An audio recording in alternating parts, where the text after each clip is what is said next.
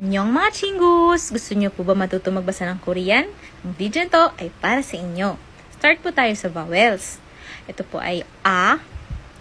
Ito po ay E. I. O. U.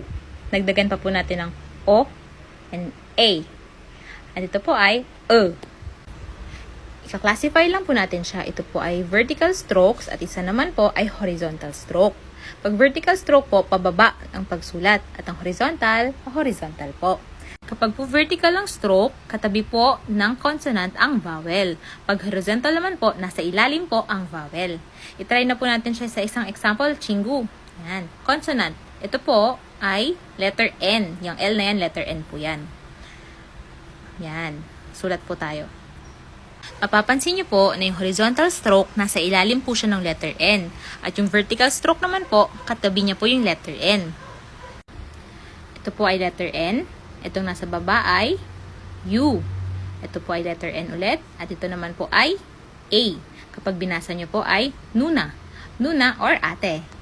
In Korean. Congratulations po sa first word natin sa Hangul. And next example po natin. Ito po ay vertical po siya, kaya katabi niya po yung consonant.